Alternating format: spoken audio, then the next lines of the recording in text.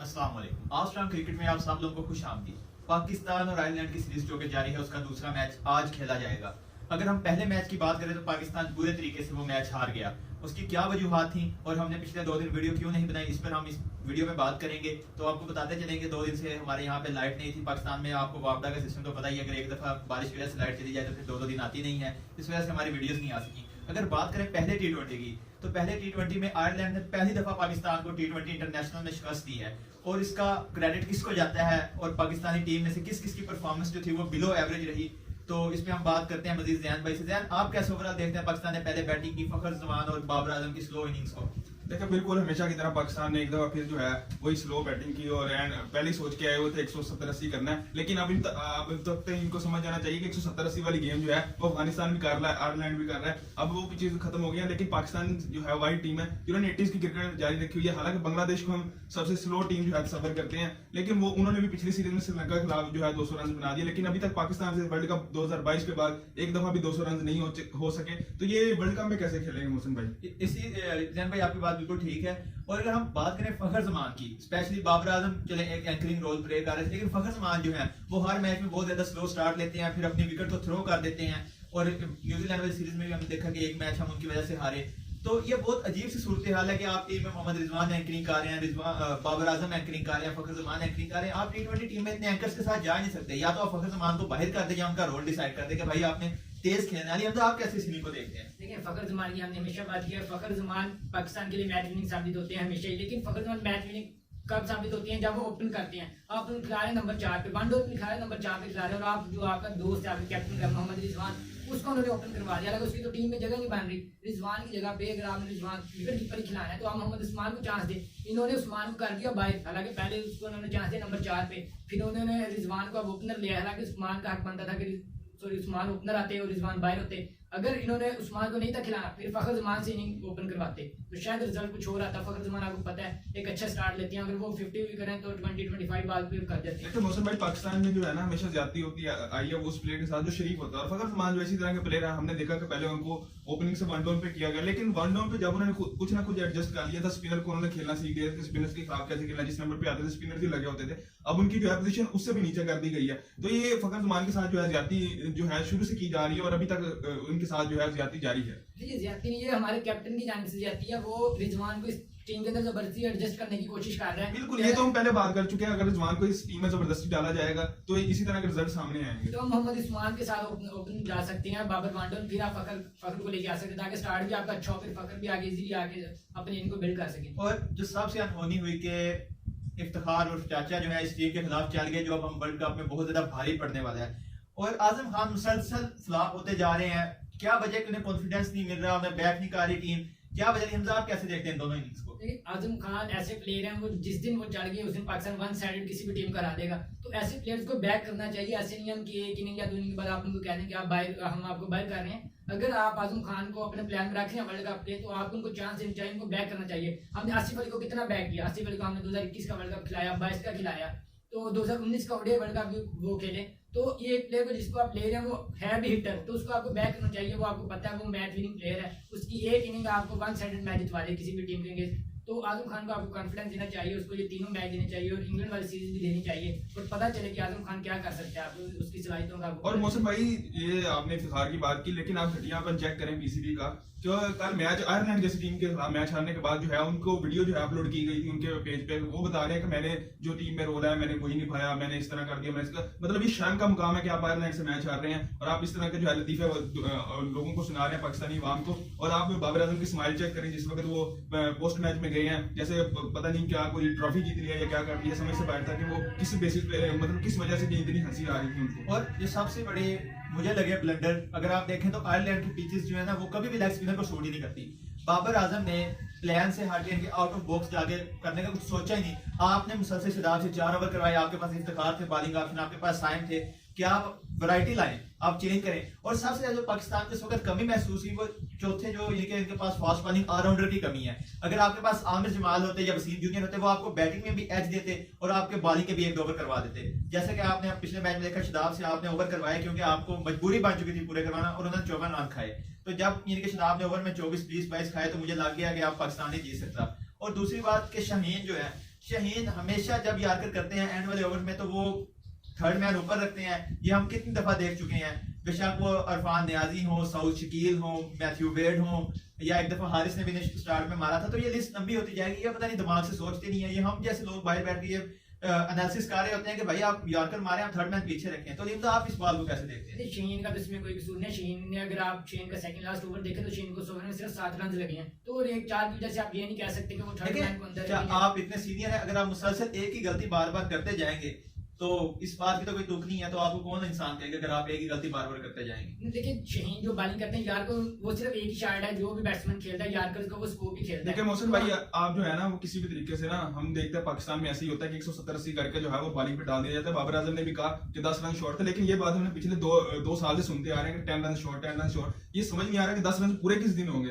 कि वो कौन सा दिन। अगर अभी आप आयरलैंड के खिलाफ खेल रहे हैं, आपने वर्ल्ड क्लास टीमों के खिलाफ वर्ल्ड कप में खेलना है, तब इस आयरलैंड की टीम के खिलाफ आपके 10 रन नहीं पूरे हो रहे, तो आपके 10 रन जो है वो कब पूरे होंगे? 10 रन आपके कैसे पूरे होंगे जब आप सोच के 170-80 आते हैं घर से, और आपने अपना 50 करना होता है, 50-60, उसके बाद जो है वो टीम का सोचना होता है। आपने देखा 19 बार पे पावर प्ले में 15 रन थे, सामी यूब पे बड़ा सवाल किया जाता है, कल तो सामी यूब ने परफॉर्म कर दिया। तो फिर नीचे जो बाबर आजम जो है वर्ल्ड तक जो है वो खेलते रहे, सिंगल लेके, और 1 डाउन आए थे। मेरे ख्याल में बाबर आजम की, जैसे मैंने पहले बात की है कि 1 डाउन पे जगह बनती नहीं, आप ओपनर खेलें, और रिजवान को जो आप जबरदस्ती टीम में घुसा रहे हैं अपने दोस्त को, उनको बाहर कर दें।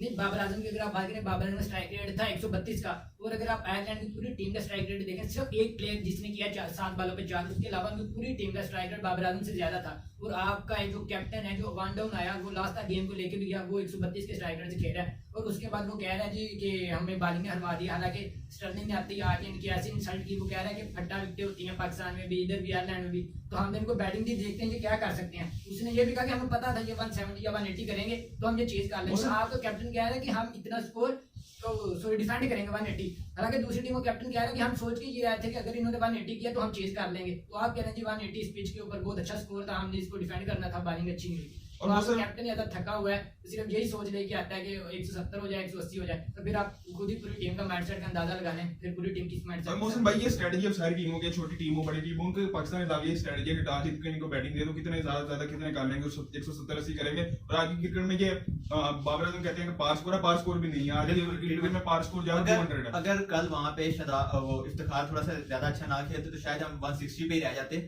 बाबर आजम जो है वो बहुत ही ज्यादा डिफेंसिव अप्रोच के साथ जा रहे हैं, जो कि टी20 में अब काबिल कबूल नहीं है।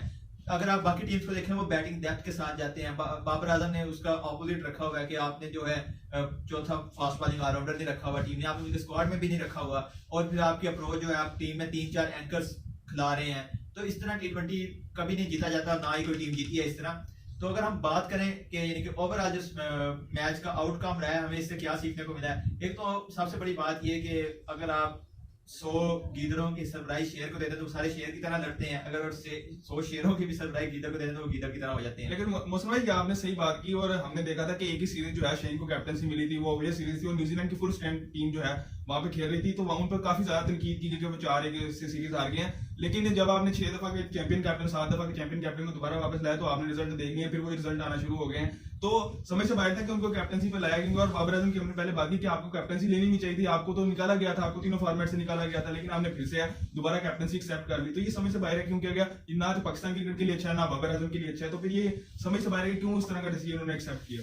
देखिए, जो ताकत का नशा होता है ना, वो बहुत ज्यादा गंदा होता है, क्योंकि उन्होंने 3-4 साल वो जो ताकत के एंजॉय किए हैं, वो दोबारा उसी ताकत को पाना चाहते थे कि टीम में रिजवान और शहीन सिलेक्ट करें, फिर अपनी मर्जी से ही हम और सबसे ज्यादा कसूर तो किसी भी कहना कि शहीन ने जिसने इतनी मेहनत की, उसने इमाल सिंह को पीएसएल के दौरान कॉल की कि आप रिटायरमेंट वापस जाएं, टीम में वापस आए, मुझे आपकी जरूरत है। फिर उसने आमिर को कहा कि आप भी टीम में वापस आए। शहीन जो इतनी मेहनत कर रहा था, उसने एक स्क्वाड अच्छा तैयार कर रहा था अपने लिए, उस्मान खान को वापस लेके आया। तो जब उसने एक टीम पूरी तैयार कर ली, तो जो वो टीम शहीन ने तैयार की, वो आपने बाबर को सौंप दी कि बाबर अब इस टीम को लेके चले। बिल्कुल इसी तरह, क्योंकि हम अगर देखें ओवरऑल शहीन का जो इंटेंट था न्यूजीलैंड की सीरीज में, वो बहुत ज्यादा अग्रेसिव था, और शहीन ने जो ये स्क्वाड जोड़ा था उसमें तो रिजवान ये भी कहने पर मजबूर हो गए थे कि मुझे जिस नंबर पे खिलाए मैं खेलूंगा, मैं पाकिस्तान के लिए बॉलिंग पे करूंगा, क्योंकि उन्हें पता चल चुका था कि शहीन जल्द या देर से टीम से बाहर कर देंगे, क्योंकि जैसा उनका रोल है, क्योंकि टीम में शहीन शायद एक ही एंकर को खिलाते हैं, वो बाबर आजम रोने लग गए थे प्रेस कॉन्फ्रेंस में आके, रिजवान मेरी जोड़ी खराब कर दी बाबर के साथ, मेरी और बाबर की बहुत अच्छी जोड़ी थी, हम ऐसे कर देते थे, ये वो कर देते थे। रिजवान तो रोने लग गए थे प्रेस कॉन्फ्रेंस में आके, आपने देखी होगी प्रेस कॉन्फ्रेंस। आपको मैं एक और स्टैट बता दूं कि उस दिन मजहर अरशद की मैं पॉडकास्ट सुन रहा था, उन्होंने कहा कि जिस दिन पाकिस्तान के इनके पावर प्ले में एक या एक से कम जीरो आउट होते हैं तो पाकिस्तान का एवरेज स्कोर है 155, और जिस दफा 2-3 आउट हो जाते हैं उस दफा पाकिस्तान का एवरेज स्कोर है 160। ये इतना कोई खास डिफरेंस नहीं है, लेकिन ये शो करता है कि जब आप ज्यादा रिस्क लेने जाते हैं आपका स्कोर ज्यादा होता है। लेकिन हमने यहाँ पे क्या जवेद ने ज्यादा अप्रोच लगाई है, 10 ओवर में 70 करो, 10 ओवर में 100 करो, बेशक फटा विकेट है, बेशक स्लो विकेट है, और फिर इसी तरह हम मैच हारते हैं। और अब आप देख लें कि हमने 2 वर्ल्ड कप इस तरह हार दी हैं और शायद तीसरा भी इसी तरह हम हारेंगे।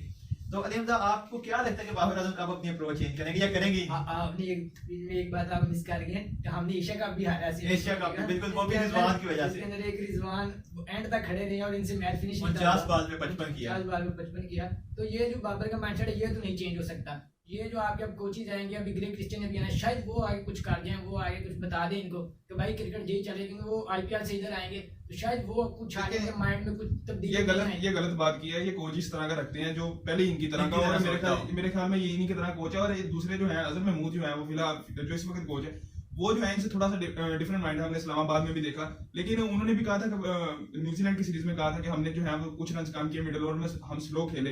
तो बाबर आजम ने काउंटर कर दिया था पोस्ट मैच में कि हमने तो ठीक खेला है, कि हम ठीक रन किए हैं। तो अभी देखना यह कि जो है अजहर महमूद जो है वो बाबर आजम की तरह हो जाते हैं, बाबर आजम जो है अजहर महमूद की तरह हो जाते हैं। लेकिन ऐसा लग रहा है कि अजहर महमूद की कोचिंग जो है वो इंटरनेशनल कोचिंग जो डिफरेंट लीग करते हैं वो भी इससे खतरे में पड़ जाएगी अगर वो पाकिस्तान की टीम की कोचिंग करते हैं, पाकिस्तान ने तो इसी तरह खेलना है।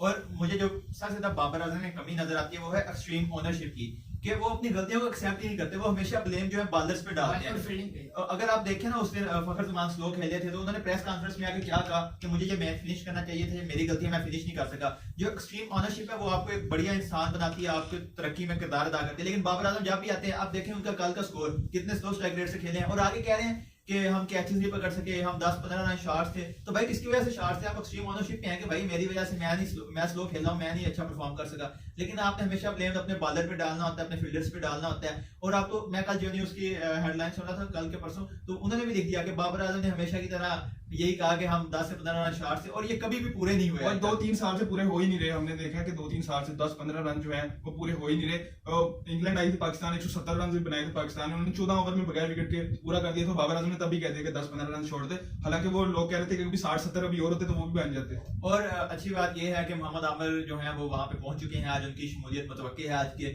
मैच में। और आज का मैच जो सबसे बुरी खबर मैं आपको बताता चलूं कि वहां वक्फे से बारिश होने वाली है, तो हो सकता है कि ये मैच जो है ना हो, और पाकिस्तान के लिए अगला मैच जो है वो सिर्फ सीरीज बराबर करने का मौका, और आयरलैंड के लिए ये एक बहुत बड़ी न्यूज होगी कि वो पाकिस्तान के साथ सीरीज को बराबर कर लें। अगर जीत नहीं पाते तो वो बराबर कर लें। अगर हम उनका वहां पे ब्रॉडकास्टिंग का निजाम देखें, शायद जिसने मैच देखा हो, तो ऐसा लग रहा था जैसे आईफोन के 2 कैमरे ग्राउंड पे लगाए हुए हैं, शहीद ने छक्का लेफ्ट साइड पे मारा, कैमरा ऑफ साइड पे जा रहा है, और इतने छोटे बोर्ड से जिसके पास फैसिलिटीज भी नहीं है इतनी अच्छी आपकी तरह, आप उनसे हार गए हैं। देखो हम बात कर रहे थे कि आज आमिर रहेंगे पाकिस्तान टीम के अंदर, शर्म आनी चाहिए इनको। एक फुल स्ट्रेंथ टीम खिला रहे हैं उस टीम के जो टॉप 10 में नहीं है, और आप कह रहे हैं कि आज आमिर आ जाएगा, आज फलां आ जाएगा। देखिए भाई, मोहसिन भाई, इससे कुछ होगा नहीं। आमिर जो है वो 30 मार खान नहीं है, आमिर भी इन्हीं की तरह मतलब अच्छे बात बोल रहे हैं। जिस तरह बाकी है हमारी बॉलिंग, हम पहले भी कह रहे हैं कि बॉलिंग जो है वो बेशक उस तरह से, बाकी हम भी मानते हैं कि उस तरह से परफॉर्म नहीं कर रही, लेकिन वह बात सीधी ये है कि आप उनको इतने रन ही नहीं दे रहे कि वो आपको मैच जितवा के दे सके। तो आपको बैटिंग में कुछ करना पड़ेगा, आपको इंटेंट शो करनी पड़ेगी, आपको जो देखना पड़ेगा कि आप किस टीम के खिलाफ खेल रहे हैं, जिनके बॉलर 130 से ऊपर कोई उनका बॉलर नहीं है, तो बिल्कुल फ्लैट विकेट पे आप उनके खिलाफ खेल रहे हैं, तो आप अपने बॉलर्स को कुछ देंगे तभी जो है आप मैच जीतने के काबिल होंगे। शर्म की बात है, आप कह रहे हैं कि हमारी फुल स्ट्रेंथ आज आमिर आ जाएगा। और मोहसिन भाई सबसे जो इम्पोर्टेंट चीज ये है कि पाकिस्तान को ये देखना पड़ेगा कि पाकिस्तान ने वर्ल्ड कप में आयरलैंड के खिलाफ भी खेलना, आखिरी मैच जो है पाकिस्तान का आयरलैंड के खिलाफ है। पाकिस्तान और इंडिया का मैच इंपॉर्टेंट तो है ही है। अगर इमेजिन करें अगर पाकिस्तान इंडिया से हारता है तो पाकिस्तान का आखिरी मैच होगा आयरलैंड, और अगर आयरलैंड को इस सीरीज में एक मैच पाकिस्तान को और हरा देता है, एक तो उन्होंने हरा दिया है जो कि मेरे ख्याल में वो उनका कॉन्फिडेंस बूस्ट करने के लिए काफी है। अगर वो एक मैच और हरा देते हैं तो मेरे ख्याल में आयरलैंड जो है वो फिर फेवरेट्स के तौर पे जाएगा, और मेरे ख्याल में उनको इतना कॉन्फिडेंस होगा कि हम पाकिस्तान को फिर से हरा सकते हैं। तरफ से स्टर्लिंग चला, आपको पता स्टर्लिंग जो भी नॉकआउट मैचेस होते हैं वर्ल्ड कप के अंदर, जैसे और अभी जोशुआ लिटल नहीं आ रहे हैं, उनके तो फॉर्म में मैं यही बात करने लगा कि उनकी बॉलिंग इनके जोशुआ लिटल ने आगे उसमें थोड़ी स्ट्रेंथ डालनी है। और स्टर्लिंग राज नहीं कर रहा। अगर सबसे बड़ी बात यह है कि आपको उनके खिलाफ खेल के कोई फायदा हो ना हो, लेकिन उन्हें आपके खिलाफ खेल के बहुत बड़ा एज मिल चुका है। वो जो एक मैच जीत गए हैं तो वर्ल्ड कप में इसी इरादे से जाएंगे कि हम अगर उन्हें वहां पे हरा सकते हैं तो हम इन्हें यहाँ पे भी हरा सकते हैं। और बाबर आजम ने फिर आके कहते हैं we are 10 to 15 run shot. यही बात है ना, न्यूजीलैंड में डी टीम या सी टीम हर दफा क्यों भेजता है आईपीएल के, उनको पता है इन्होंने तो अपनी फुल स्ट्रेंथ खिलानी है। जो हमारे नए प्लेयर हैं वो तो ट्रेंड हो गए ना, उनके पास तो कोई स्किल जाएंगी ना, तो ये ऐसी छोटी टीम के अगेंस्ट फुल स्ट्रेंथ स्क्वाड खिला रहे होते हैं ना, कि आप 18 का स्क्वाड लेके ना 15 का स्क्वाड नहीं लेके गए, आपके पास 7 प्लेयर आपके पास एक्स्ट्रा हैं, आप उनको चांस दें। अब्रार है आपके पास, देखिए कुछ प्लेयरों ने जगह भी तो पक्की करनी होती है, इफ्तिखार की जगह पक्की हो चुकी है, वर्ल्ड कप में 37 रन उन्होंने कर दिए हैं, वो अब इंडिया वाले मैच तक चलेंगे, मैंने 37 कर दिए, मैंने ये कर दिए। को आप ले लिया है, इरफान नियाज़ी को आपने 2 मैच दिए थे टूर्नामेंट सीरीज में। मैं एक और चीज नोट कर रहा था कि बेंच स्ट्रेंथ तो हमने आज तक कभी ट्राई नहीं की, और आजम ने ट्राई की, बाकी कैप्टन कर देते। और अगर हम इब्रार को एज ए स्पेशलिस्ट यानी कि स्पिनर खिलाएं और शदाब को एज ए ऑलराउंडर खेलने दें तो शायद थोड़ा बहुत इससे फर्क पड़े, क्योंकि शदाब जो है वो अगर बैट से परफॉर्म करते हैं तो बॉल से रह जाते हैं, अगर बॉल से करते हैं बैट से रह जाते हैं, अगर दोनों से करें तो फिर कैच छोड़ देते हैं, जैसे एशिया कप नजर आया, पिछले मैच में भी हमें नजर आया। तो ये भी थोड़ा सा सवालिया निशान है कि शदाब जो है वो अहम मौकों पे कैच क्यों छोड़ देते हैं। और मौसम आपने सही बात की कि जो है उनकी जो बॉलिंग पे है शुरू से ही सवाल है कि जिस तरह के वो बॉलिंग करते हैं बहुत ज्यादा लूज बॉल जो है करते हैं। अगर आप उसी तरह इमाद वसीम को देखें, कुछ लोग कहते हैं कि विकेट्स जो है वो विकेट टेकिंग एबिलिटी जो है वो स्पिनर्स में होनी चाहिए मिडिल ओवर में। विकेट टेकिंग एबिलिटी सिर्फ मेरे ख्याल में अगर आप दुनिया के स्पिनर देखें, राशिद खान है जो एक सिर्फ आपको विकेट्स लेके देते हैं। अगर आप मुजीब की बात करें, वो भी मतलब इकोनॉमिकल होते हैं, उनको इतनी विकेट्स नहीं मिलती, वो प्रेशर बिल्ड करते हैं जिसकी वजह से उनको विकेट्स मिलती है, या राशिद खान को विकेट्स मिलती है। अगर आप इस तरह इमाद वसीम को देखें, वो विकेट टू विकेट बॉलिंग करते हैं, टाइट लाइन पर बॉलिंग करते हैं, और बैट्समैन जो है अपनी मिस्टेक करके जो है वो विकेट देता है। T20 पे विकेट इसी तरह मिलते हैं। आप ये नहीं कह सकते कि मैं स्लिप लगाऊंगा और उस पे जो है मैं विकेट लेने की सोच रहा हूं, तो इस तरह से नहीं होगा। आपको अच्छी लाइन और लेंथ पर बॉलिंग करनी पड़ेगी। बैट्समैन T20 में चांस लेना ही लेना, एक ओवर रोक लेगा, दूसरे ओवर में चांस लेगा ही लेगा और आपको विकेट मिलेगी। और तो नाज़रीन, आपने भी हमें कमेंट्स में लाजमी बताना है कि आप क्या सोचते हैं कि बाबर आजम अपना इंटेंट चेंज करेंगे या नहीं करेंगे, और पाकिस्तान के हारने की सबसे बड़ी वजह इंटेंट है आपके नजदीक, या we are 10 to 50 run short हैं, आप किस साइड पे हैं? कमेंट्स में हमें लाजमी बताएं, और इसके साथ अपना ढेरों ख्याल रखिए। अल्लाह हाफिज़। अच्छी लगी लंबी हो, ये तो काफी वीक हो गई। नहीं 18 हुई है।